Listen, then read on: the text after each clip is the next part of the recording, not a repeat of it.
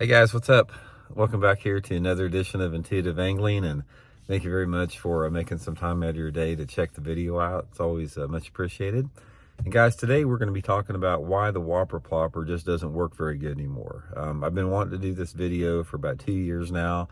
We've talked about the Whopper plopper a lot in the past, but there is something going on right now where everybody that I talk to, including myself, is just not catching fish on it.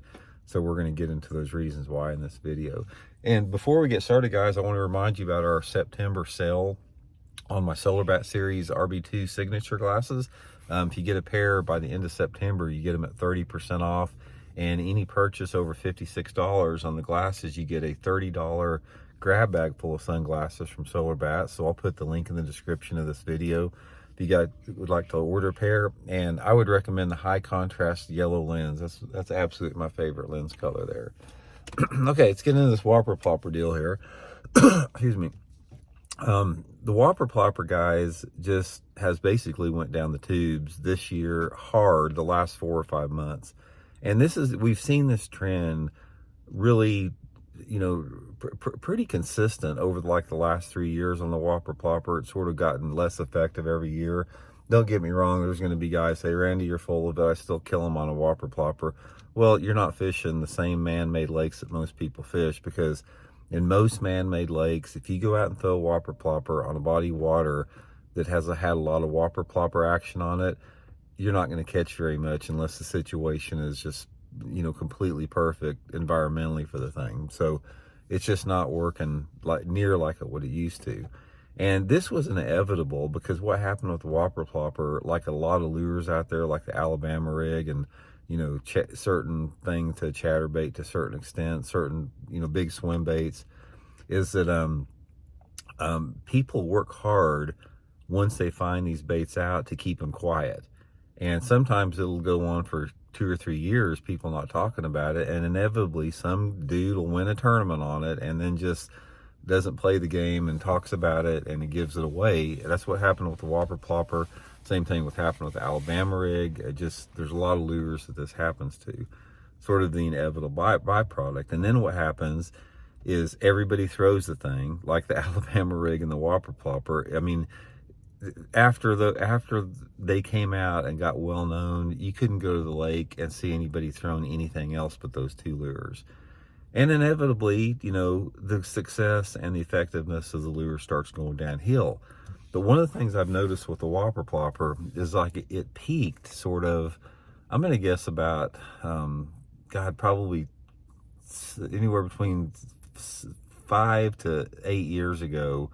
It really peaked, and it's sort of gone downhill ever since.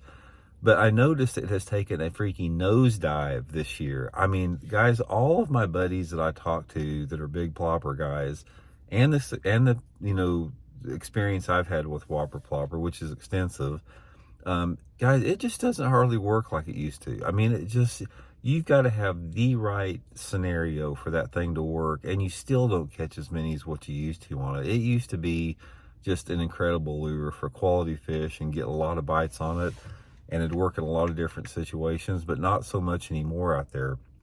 One of the things I was talking about in this tournament, that BFL that I just got back at Lake of the Ozarks, the Whopper plopper has been, every single bass in Lake of the Ozarks has seen a Whopper plopper. That place has gotten relentlessly pounded by Whopper ploppers over the past 5 years. And of course, I threw it a lot that first day of practice I was up there, and never had a freaking bite on it. And I talked to other guys that caught fish on different type of topwaters in that tournament. Some of them, it wasn't a big player, but there was enough to being caught that bite was going on. But nobody caught them on a Whopper plopper. So what is the deal with that? Why is the Whopper plopper starting to suck now? And should you even be throwing the thing? First of all, the Whopper plopper, one of the reasons that it's going downhill fast is it telegraphs itself. And what I mean by telegraphing itself is that it has such a unique profile and sound that the bass can really key in on it, and they learn real quick on it. It's not like something like a Cinco or some silent lure that the bass can't really pick up on any type of telegraphic, characteristics of the lure that doesn't give it away. but the Whopper plopper does. It's very, very telling of itself. And ultimately what you've had on that is now you've been relegated to basically getting a reaction strike off the bait if you're going to catch a fish on it. The Whopper plopper, since you can fish it pretty fast in the water, it can create a reaction strike, and most of the fish that you catch on them is because of that now. It's not because they're just wanting to eat the thing out there. So what is going to be the future of this thing? The future of the Whopper plopper is going to be a lot of the high telegraphing lures have, that it's just going to become more specifically situational. In other words, 5-8 years ago, if you had a day where as long as the water temperature was over 60 degrees, it didn't matter what was going on, you were going to catch them on it. Now you may have to have the perfect scenario. But water temperatures may have to be in the low 70s, and you may have to have a cloudy, rainy day with a 5-mile-an-hour south wind and just the right water visibility. Things are going to have to be perfect for that thing to work. So my advice to it is one of the things I wanted to pass along in this video is, guys, from what I have seen, as far as my own experience and talking to my buddies that fish it around the country, I just wouldn't spend as much time with it as you used to. It's simply not as effective as it used to be. Maybe it'll come back. Maybe there'll be a little comeback, if people stop throwing it. But right now, the thing is thrown so relentlessly that those fish are just reacting to it. And one of the things about bass that is my firm belief about bass is they evolve super quick to their environment. And that's the reason bass have been on this planet for over 3 million years. Their lineage is because they adapt quick, and they fail quick, and they learn from their mistakes quick.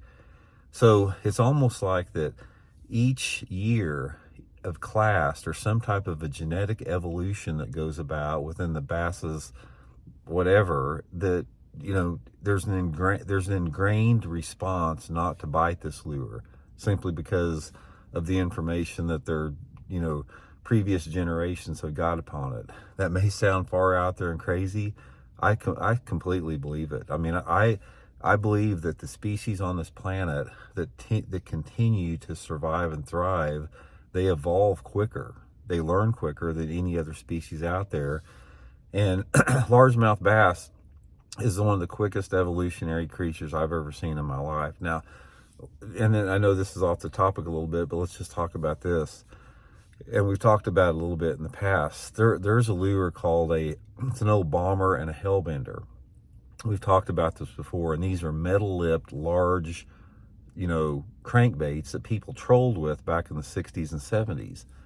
And very gaudy looking. The thing, the quality control's terrible on them, that it looks like a lure that's 60 years old, something like that. But guys, back in the 70s, we used to catch tons of big ones on those things. Me and my dad, we didn't fish a lot, but when we went, we didn't know that much about fishing, but we'd still go out with these hellbenders and bombers and just fish them anywhere at Table Rock or Grand Lake.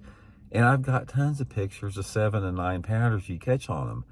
Guys, you go down there right now, if I would give you a white hellbender and a white bomber and send you to Table Rock, you'd fish down there for 3 months and never get a bite on it. And it's not because, obviously it's because there's not as many fish in our lakes as there was 50 years ago or whatever.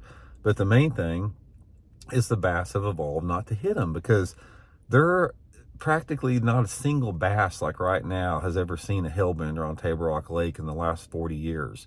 So if it was just true that bass get conditioned to a lure, then they ought to be eating hellbenders up right now because they haven't seen them in 40 years. But I think there's some on some cellular level, I think there's some type of an internal intelligence within the bass that allows them to pick up things that basically threaten their very survival, which making mistakes by eating artificial lures is one of those things. So anyway, guys, main thing about it is don't throw the Whopper plopper so much this coming year. Try some different top waters, different techniques. You're just going to be spending a lot of time casting and not getting many bites, if any indication of what I've seen and heard over the past 6 months. So hope it helps. We'll see you.